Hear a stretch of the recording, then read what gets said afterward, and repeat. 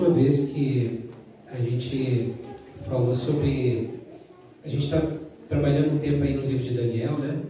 E a última vez que eu ministrei aqui foi em Daniel 4. E eu falei para vocês que eu iria dividir a palavra em 2 momentos, e o primeiro deles foi naquela ocasião, então, onde a gente falou na parte profética, escatológica, que estava exposta ali em Daniel 4. O que aconteceu na vida do rei Nabucodonosor, o rei do Império Babilônico, que na ocasião era o Império Mundial, ele tinha domínio sobre todo mundo conhecido. E nós vimos, através da figura de Nabucodonosor, do Império Babilônico, nós vimos, junto com o Apocalipse, né, apoiados por Apocalipse, nós vimos acontecimentos que estão por vir, que estão muito próximos, e muitos deles os quais nós já estamos vivendo, experimentando. E também vimos que ainda há muita coisa por acontecer, mas o que nós percebemos é que, ao que tudo indica, e baseado na palavra profética de Daniel, baseado na revelação do Apocalipse, nós estamos andando em dias muito próximos da volta do Senhor e da instituição do governo dele sobre toda a terra, um governo milenário, um governo celestial, um governo de justiça, de paz. E isso tudo nós vimos ali na figura do rei e do Império Babilônico. Mas hoje eu quero usar o mesmo capítulo e alguns versículos para a gente olhar um outro aspecto e fazer uma aplicação prática na nossa vida. Deixando um pouco, não de lado, mas nós já falamos sobre a parte escatológica e profética. Eu quero usar hoje um tempo para a gente aplicar a experiência do rei Nabucodonosor na nossa vida. E eu queria que tu ficasse atento, porque ainda ontem eu buscava o Senhor, estava orando e relendo a palavra. O Senhor falou algumas coisas no meu coração. Eu queria repartir isso com vocês nessa manhã. Só para a gente lembrar um pouquinho, o rei Nabucodonosor teve um sonho que perturbou o coração dele. Nenhum dos sábios do reino foi capaz de trazer a revelação, então Daniel foi chamado. E Daniel, como aconteceu também lá no capítulo 2, ele teve a revelação do sonho e do significado daquele sonho, do significado profético daquele sonho.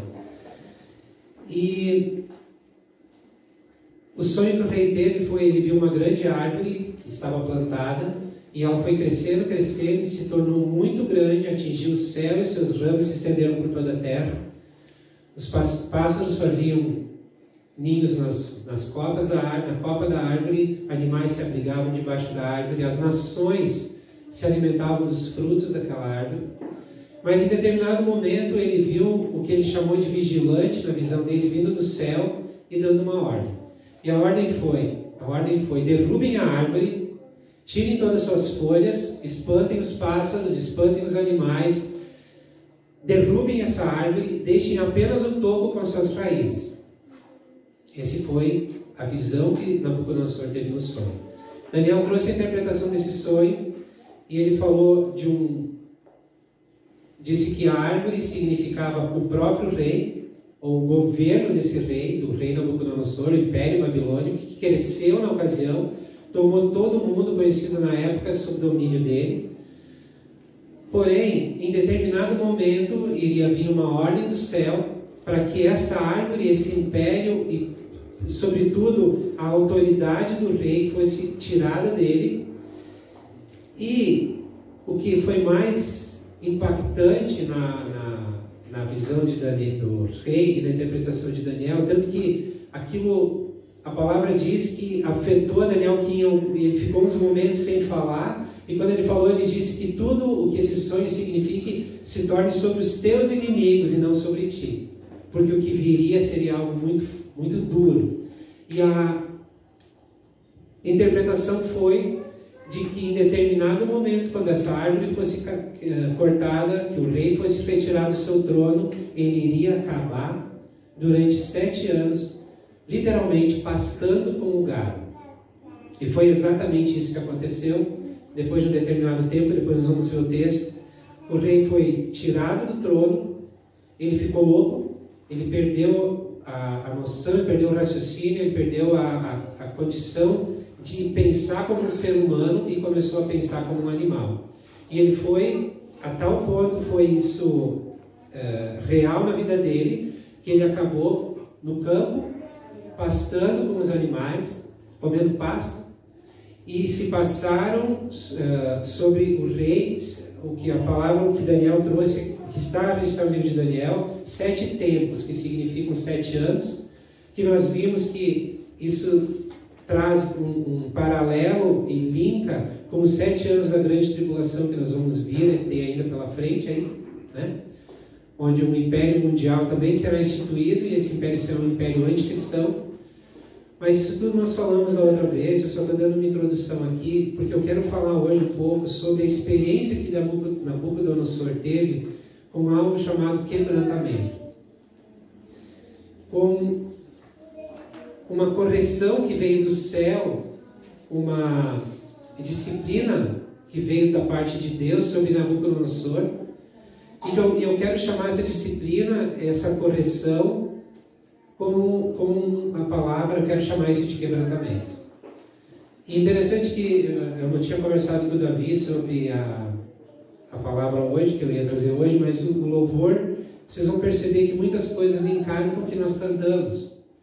E muitas coisas que eu vou falar aqui vão linkar com aquilo que nós cantamos. Então, se tu prestou atenção no que tu cantou, tu vai ver que vai ter muito significado tudo isso.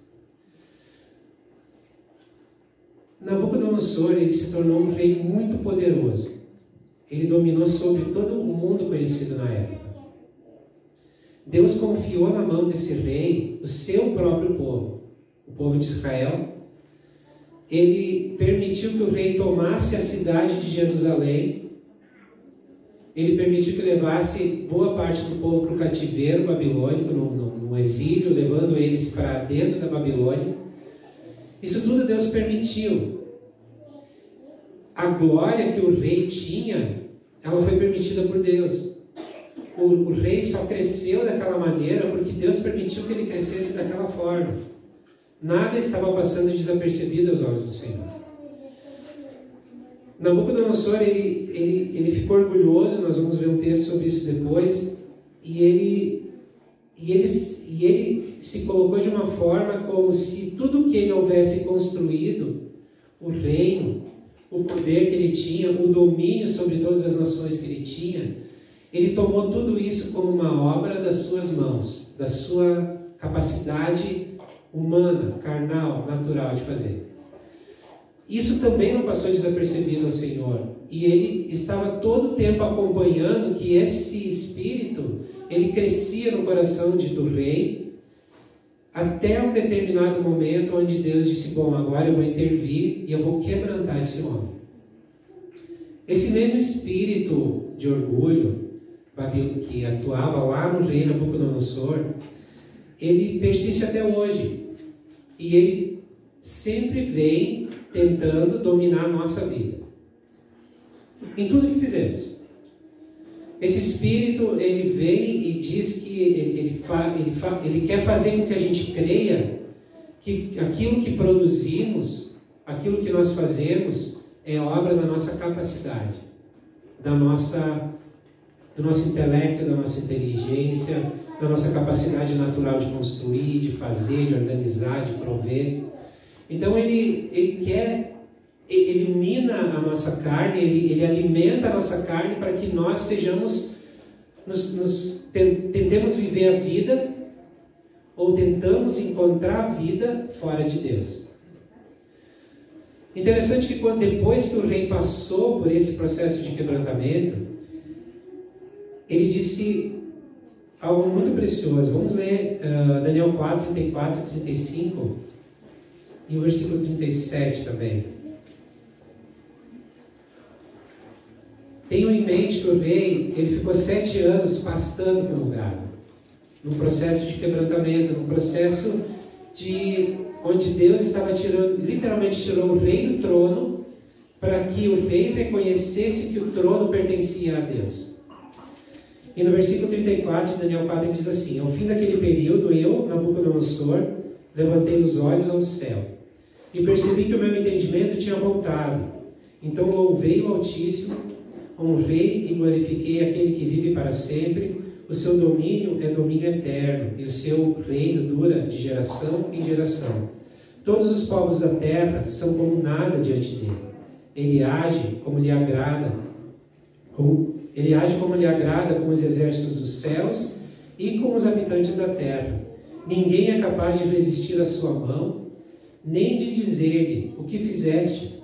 No versículo 37, agora eu, Nabucodonosor, louvo, exalto e glorifico ao Rei dos céus, porque tudo o que ele faz é certo e todos os seus caminhos são santos. Nós vemos um rei, depois de passar por esse processo de quebrantamento, um rei com o coração mudado. Nós vemos um rei que antes batia no seu peito e dizia: essa é a grande Babilônia que eu construí, com a força das minhas mãos, com o meu grande poder, dizendo agora: eu reconheço que só existe um Deus e esse Deus está nos céus. Em outras palavras, ele estava dizendo: meu trono não me pertence mais, porque eu entendo que o meu trono é de Deus, meu trono é do Senhor. Ele estava reconhecendo o senhorio, ele estava reconhecendo o poder, ele estava reconhecendo que Deus é o Senhor dos senhores, Jesus é o Senhor dos senhores, é o Rei dos reis, é Ele que tem domínio sobre todos os tronos da terra, e nada passa desapercebido às suas mãos. E a primeira pergunta que eu quero fazer: onde está o trono da tua vida? Com quem está o trono da tua vida? É a pergunta que eu faço para mim: com quem está o trono da minha vida? De uma maneira geral, irmãos, a nossa resposta vai ser com Jesus. E glória a Deus por isso. E de fato é isso que nós queremos. Que o trono de nossa vida esteja com Jesus. Amém? Concordam? Mas na prática, na nossa vida diária, nós nos deparamos muitas vezes com momentos onde quem governa não é Jesus, mas somos nós. Concordam comigo também? Não? Só acontece comigo? E o que Deus permite na nossa vida são processos também de quebrantamento, para que a gente compreenda que o único que é capaz de fato governar nossa vida e em cada área dela exercer autoridade e domínio com vida eterna é Ele e não nós. Então todas as vezes que nós tomamos controle de algo, Deus proporciona um momento de quebrantamento. No caso do rei foram 7 anos.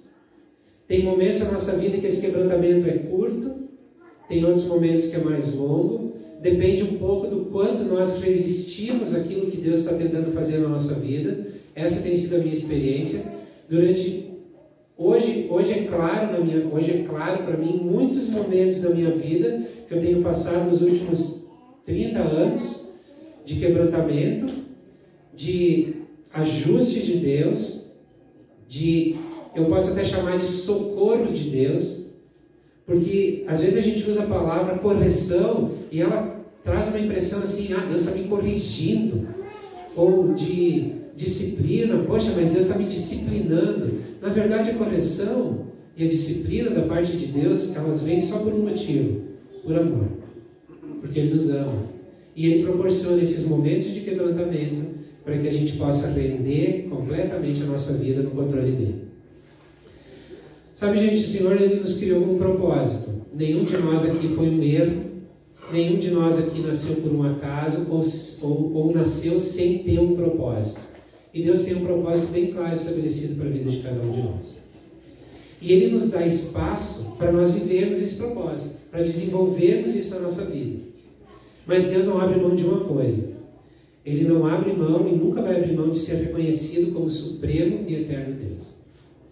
Quando Nabucodonosor, apesar de estar sob toda a glória que estava, deixou de reconhecer Deus como supremo, ou talvez até então nem tivesse reconhecido ainda que no capítulo anterior ele tem uma experiência com Deus, e ele reconhece a Deus, mas logo ele esquece de quem realmente governava. Quando ele esqueceu disso, Deus veio, interveio e trouxe um processo de quebrantamento na vida dele. Se vocês forem lembrar Tudo funcionava perfeitamente bem na vida de Adão e Eva enquanto que eles estavam submissos a Deus. Lembram disso? Eles governavam o Éden, eles estavam felizes, em paz, satisfeitos. O que eles faziam era muito bem feito. Deus aceitava tudo que Adão e Eva faziam. Tudo era aceito pelo Pai. Tanto é que todos os dias o Pai vinha ter comunhão com eles no jardim. No momento que Adão decidiu fazer as coisas do jeito dele, fazer as coisas fora da vontade do Pai, ou independente da vontade do Pai, aquilo que era perfeito, aquilo que funcionava perfeitamente bem, se tornou um caos. Não foi isso? Se tornou um caos. Na vida de Adão e no mundo inteiro. O espírito que antes era vivo em Adão, agora estava morto porque ele estava desligado da comunhão com o Pai. E a partir daí ele começou a viver por sua conta, da sua forma, com os seus recursos. E isso a Bíblia chama de carne. E ele foi desenvolvendo na sua carne, mecanismos de sobrevivência para viver sem o auxílio de Deus. Ele foi tentando fazer as coisas e encontrar vida fora de Deus. O problema é que isso não aconteceu apenas com Adão. Isso veio através da sua descendência e chegou até nós hoje. E hoje nós somos cristãos. Cremos no Senhor Jesus. Nós olhamos para a cruz e aceitamos a obra completa, perfeita, que não tem nada a ser acrescentado à obra que Jesus fez na cruz. Mas a natureza humana que ainda existe em nós e a carne que ainda existe em nós, ela continua tentando governar.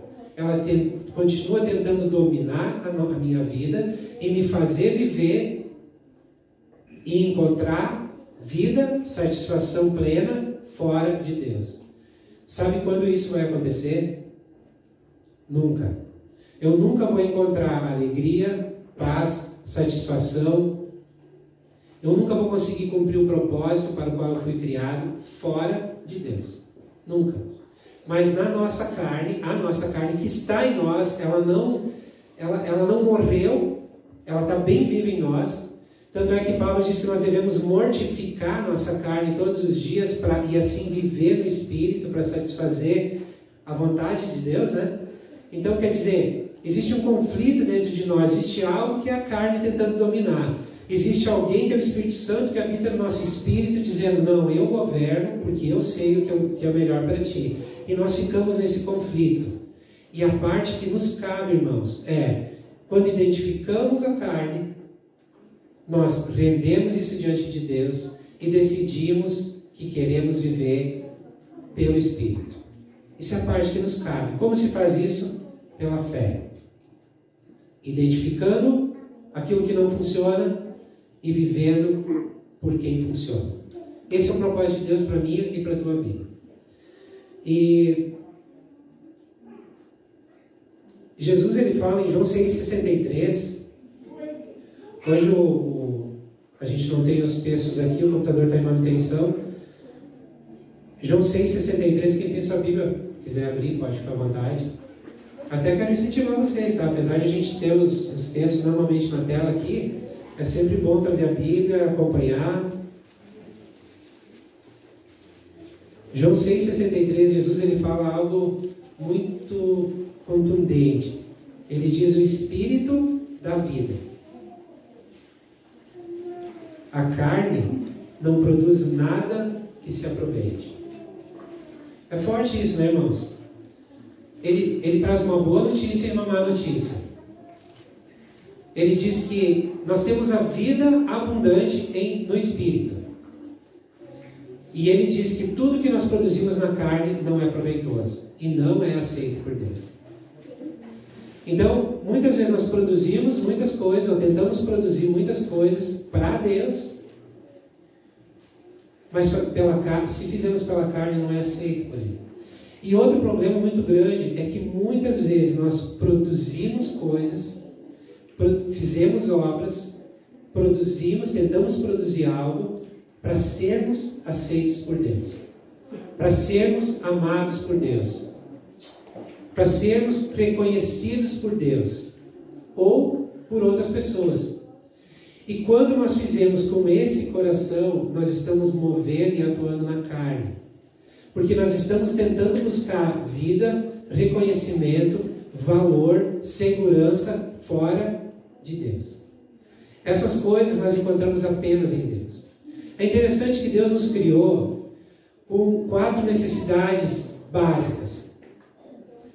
Nós temos a necessidade de ser amado, de ser aceito, de ter segurança e de ter valor. Essas 4 necessidades nós temos e fomos criados com elas por Deus. Qual é o problema? Depois da queda, depois do pecado do homem, nós tentamos encontrar amor, valor, segurança e aceitação fora de Deus. Quando, na verdade, amor, aceitação, valor e segurança nós apenas encontramos em Deus. Nós somos criados com 4 necessidades que apenas Deus pode suprir. E quando nós tentamos suprir elas fora de Deus, nós nos movemos na carne.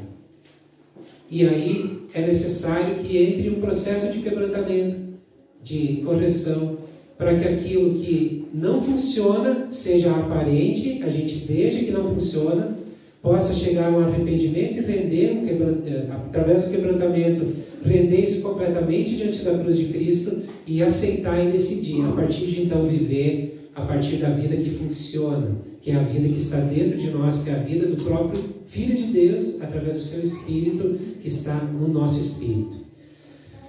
Paulo, ele nos ajuda a entender a diferença entre a mentalidade da carne e a mentalidade do Espírito, como os dois funcionam, como os dois pensam. Em Romanos 8, 6 até 9, ele diz assim: a mentalidade da carne é morte, mas a mentalidade do Espírito é vida e paz. A mentalidade da carne é inimiga de Deus, porque não se submete à lei de Deus, nem pode fazê-lo. Quem é dominado pela carne não pode agradar a Deus. Entretanto, vocês não estão sob o domínio da carne, mas do Espírito. Presta atenção nisso. Paulo, ele faz uma afirmação aqui. Entretanto, vocês não estão sob o domínio da carne, mas do Espírito. Entretanto, vocês não estão sob o domínio da carne, mas do Espírito, se de fato o Espírito de Deus habita em vocês. E se alguém não tem o Espírito de Cristo, não pertence a Cristo. Irmãos, o Espírito, a carne, ela sempre vai pender para o pecado, consequentemente para a morte.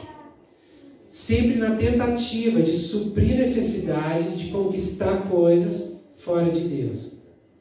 O Espírito sempre vai nos conduzir para a vida abundante e paz. Sempre. O caminho que o Espírito trilha é um caminho de vida abundante e que nos dá paz.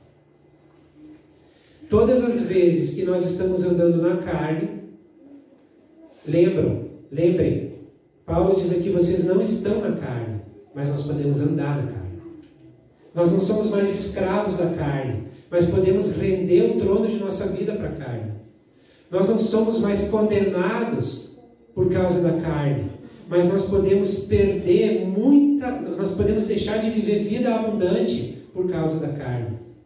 Nós somos aceitos por Deus apenas por causa da obra de Jesus. Nada do que nós podemos fazer, produzir, vai fazer com que Deus nos ame mais ou menos.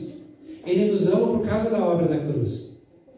Por isso que o processo que a cruz faz sobre a nossa vida é um processo de quebrantamento. Eu olho para a cruz eu vou, para o seu, como fala Davi? Para o seu sofrer participar. Durante muito tempo eu ficava pensando o que é participar dos sofrimentos de Cristo. É quando as pessoas nos perseguem, é quando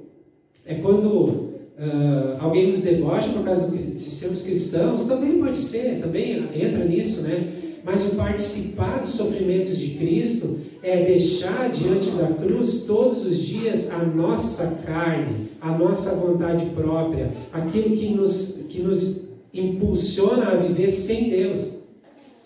Na cruz, na obra de Cristo, nós encontramos tudo que nós precisamos para ter vida abundante. Nós somos crucificados com Cristo para que os nossos pecados fossem perdoados. E nós fomos ressuscitados com Cristo e recebidos diante de Deus justos, justificados.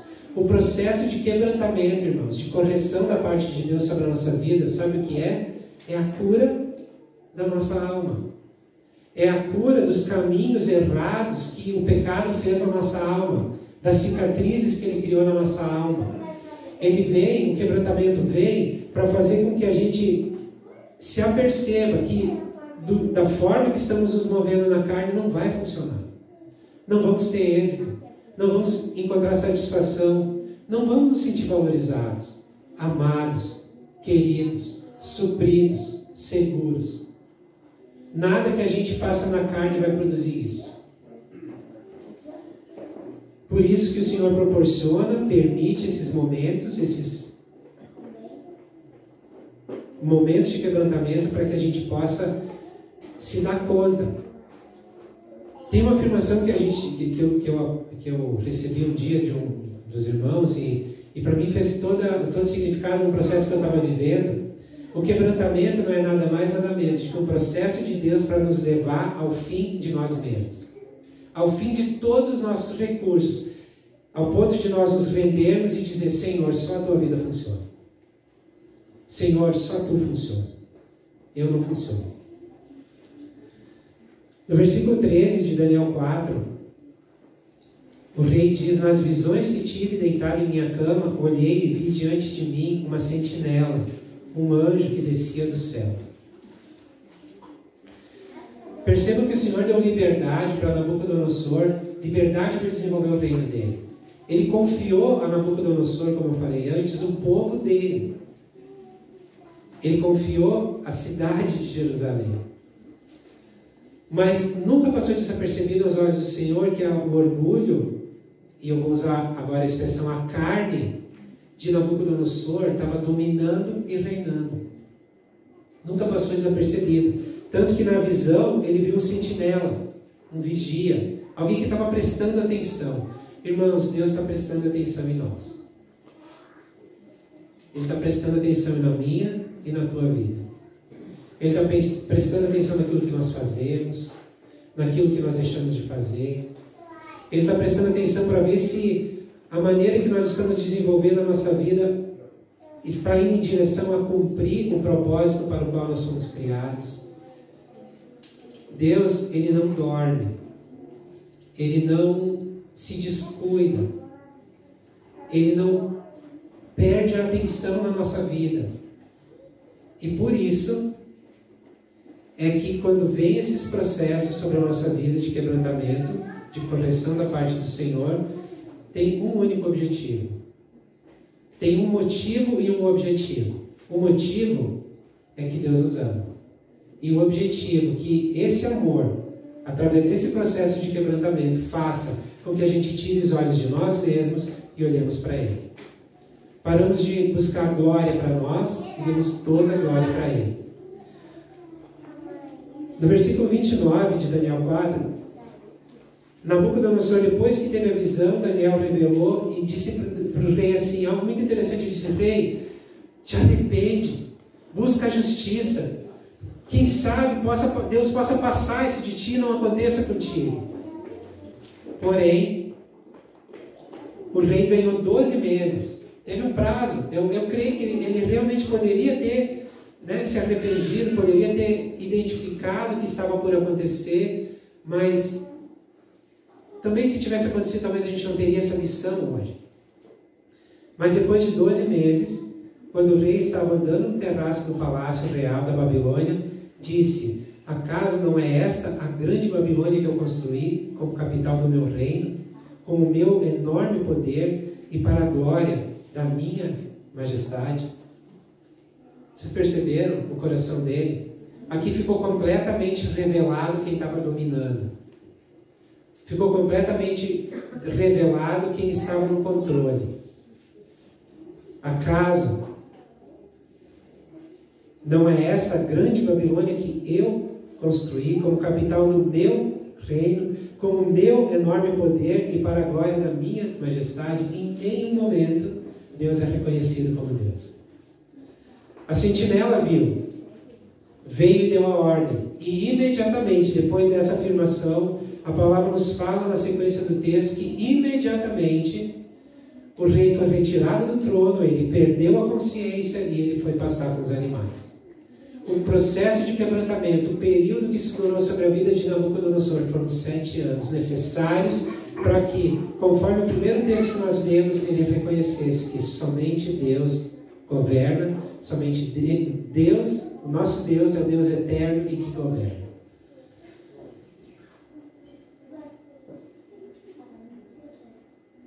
Em Hebreus 12, 5, diz assim: vocês se esqueceram da palavra de ânimo que ele lhes dirige como a filhos? Uma palavra de ânimo, tá, irmãos? Aí continua: meu filho, não despreze a disciplina. Eu vou trocar a palavra disciplina aqui para trazer para o contexto que eu estou falando.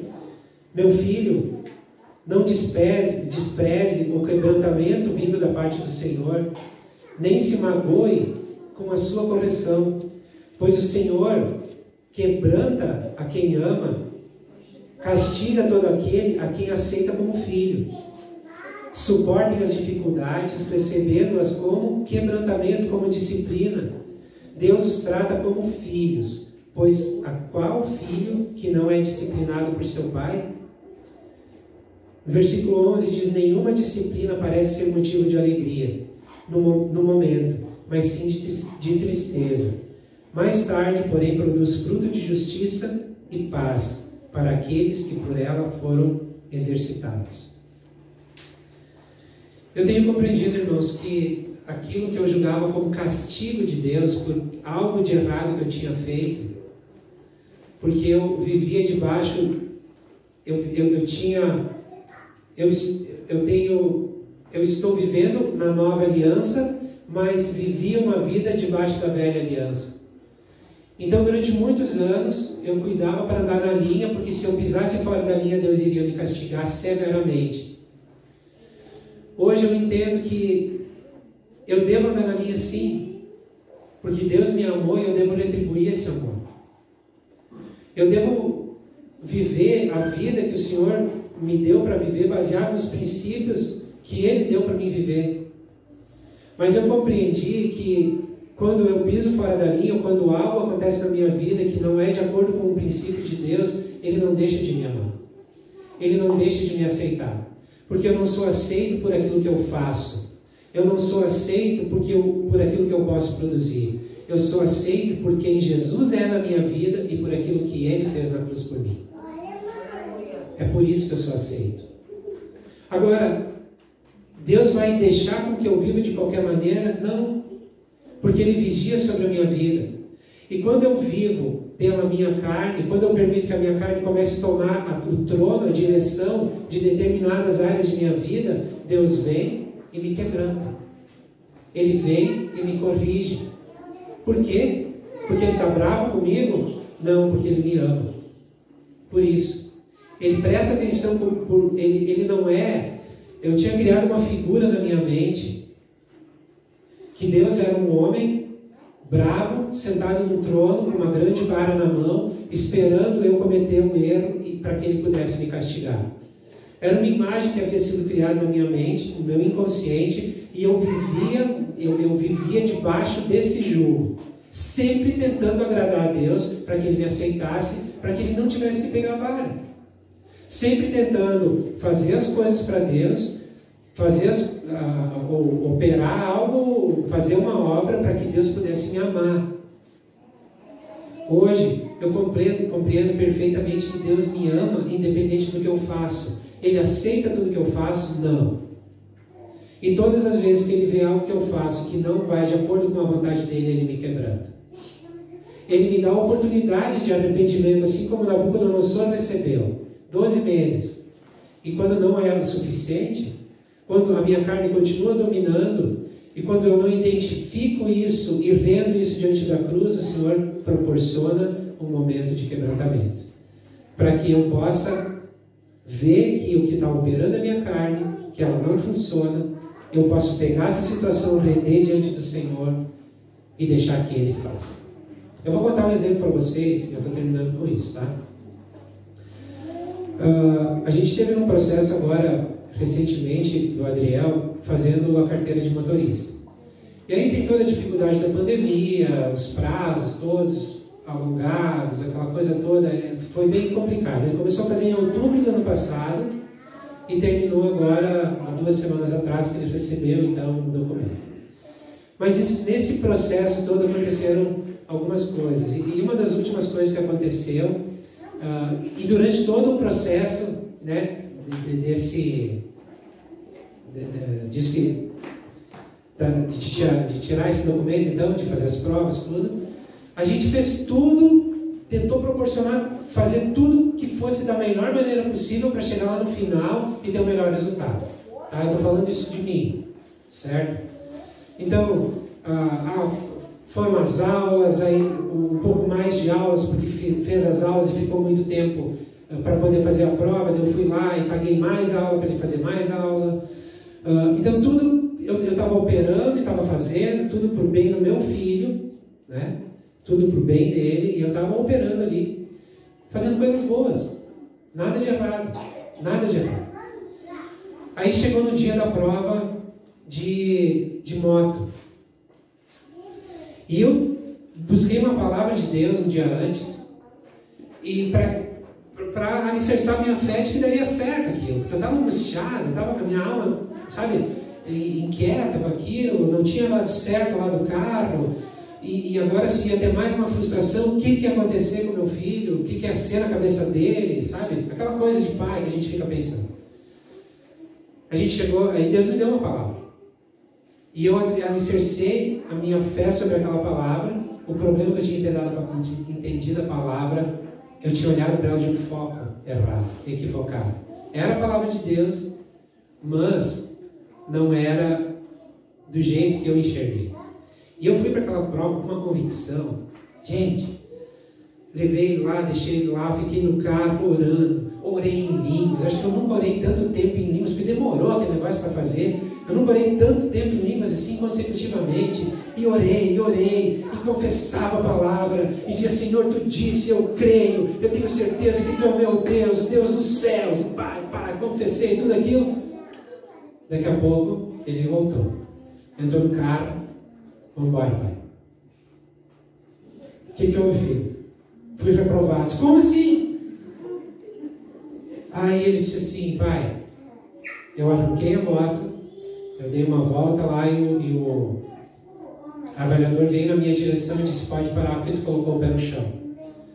Aí eu disse: eu não coloquei o pé no chão. Aí o instrutor veio e falou para o avaliador: ele não colocou o pé no chão. E daí vocês podem pensar que o sangue do alemão já começou a ferver. Daqui a pouco o sangue do gringo ferveu junto. Aí os dois sangue estavam fervendo. E a carne tomou conta. Eu fiquei louco. Não demonstrei na hora para ele. Mas eu fiquei muito bravo, frustrado com Deus, gente. Vocês não têm ideia. Eu fiquei muito frustrado com Deus. Deus, Tu me falou. Eu acho que ele deu uma risadinha assim: só que tu não entendeu. E eu entrei num processo de quebrantamento ali.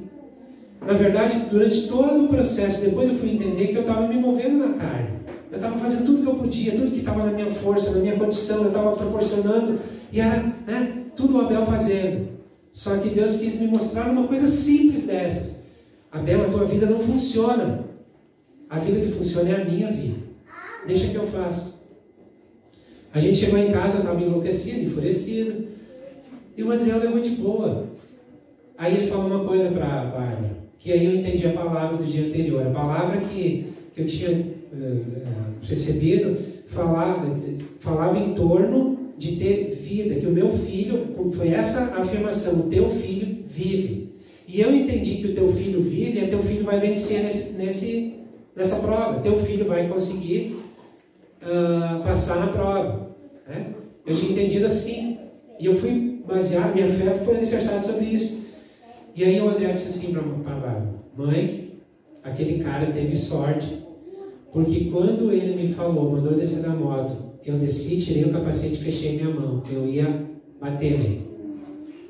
Mas aí veio na minha mente o instrutor dizendo, se um dia acontecer alguma coisa assim, nunca, jamais, bata no avaliador, porque daí tu vai ter que começar a carteira toda de novo. Foi o Espírito Santo dizendo para ele, não faz essa loucura, não faz essa loucura, não faz essa loucura. Sabe? Meu filho teve vida. O meu filho viveu ali. O Espírito Santo que vive nele trouxe vida naquele momento de ele não fazer uma coisa absurda. Entenderam? A palavra estava certa. Eu que entendi errado. E aí se seguiu o processo e foram uns 2, 3 dias assim que eu fiquei muito mal, gente, muito mal mesmo. E aí foi uma semana, na verdade. E na outra sexta-feira, Deus ministrou comigo profundamente. E eu entendi que o que estava acontecendo era uma única, simples coisa. Deus estava dizendo, Abel, tu não funciona. Deixa que eu viva. Eu ministro sobre isso, eu ensino sobre isso, eu entendo como é o processo, eu tenho revelação dele, mas na minha vida diária, na prática, tem momento após momento se mostrado a minha carne. Porque Deus me ama, Ele proporciona um processo de quebrantamento para tirar a minha carne do trono, Ele entrar e governar, porque só a vida dele funciona. Amém, irmãos? No final das contas, na próxima semana que ele foi fazer a prova, para terminar a história, eu chamei ele e disse para ele assim, filho, fica tranquilo, faz o que tem que fazer, se não der, não deu. Se não der, não deu. A gente vai lá e faz de novo. E eu disse para Deus, Deus, só tem um problema nisso tudo. Se o der, não deu, eu vou ter que pagar aquele negócio de novo. E aí tu sabe que o problema não é meu, porque a minha vida não funciona, né, Deus? É a tua. Então, se tu achar que não é agora ainda, não tem problema, só que eu vou precisar daquele, sabe? E aí Deus disse, não, agora que tu entendeu o que eu queria fazer, fica tranquilo, vai passar. Passou no carro, passou na prova, tranquilo, na moto, tranquilo. Sem estresse, eu não fiquei estressado, não deu estresse lá em casa. Por quê? Porque não era mais a carne. Agora era o Espírito que estava conduzindo todas as coisas. O que eu estava buscando, a aceitação, a segurança, o amor, com a minha carne não funcionou. Quando eu rendi-se diante do Senhor e recebi a vida plena e perfeita dele que existe em mim, permiti que essa vida vivesse, que a vida que está no meu espírito tomasse controle das emoções da minha alma e conduzisse as coisas dali em diante, aí as coisas funcionaram. Então, eu só contei isso, para ti pode até parecer uma coisa boba, tá? Para mim foi uma coisa que foi um processo que foi necessário acontecer para naquela área eu perceber que era a minha carne agindo e não era a vida no Espírito. E a minha pergunta para ti é, em que processo tu está vivendo hoje? Qual é o processo de quebrantamento que Deus está proporcionando, está permitindo na tua vida hoje por amor? Porque Ele te ama. Porque Ele já te aceitou. Porque tu tem valor para Ele. Porque Ele é o teu porto seguro. Porque Ele te ama. Qual é o processo que talvez tu está inserido hoje? Tem momentos que a gente anda em tempos bons da vida, onde a gente está, à medida que a gente vai vivendo como cristão, a gente começa a ficar mais quebrantado também, né? Então, tem momentos que a gente pode prolongar um período e viver bem, sem um deserto, sem um quebrantamento. Mas o problema é que esse processo vai durar a vida inteira. Então, quando tu menos esperar, em algum momento, o Senhor vai identificar algo que tu mesmo não consegue ver, que eu mesmo não consigo ver em mim, e Ele vai me quebrantar, vai te quebrantar. E o que eu quero trazer para ti hoje aqui é que tu possa, passando por esse processo, no meio desse processo, pelo meio do vale, né, Davi? O Senhor está comigo. Quando tu está passando pelo vale, quando tu está passando pelo deserto, que tu possa lembrar do que a gente conversou hoje, do que o Senhor falou no teu coração hoje, e que tu possa ter a atitude de Nabucodonosor depois dos 7 anos. Reconhecendo, Senhor, tu é o Deus eterno. Somente a tua vida funciona. Somente o teu governo sobre a minha vida é garantia de que a minha vida vai dar certo. É somente em ti que eu encontro amor. É somente em ti que eu me sinto plenamente aceito. Que eu me sinto seguro. Que eu me sinto protegido, guardado. Somente em ti. Sabe, irmãos, eu não sei qual é o processo que tu está passando. Eu não sei como tu tem encarado esse processo. Talvez o que eu falei aqui possa trazer uma ótica diferente daqui em diante para tu conseguir olhar isso de uma maneira diferente. Mas o processo é teu. Teu e Deus. E saiba, eu quero afirmar isso mais uma vez. Ele só acontece porque o Senhor te ama. Amém? Vamos orar?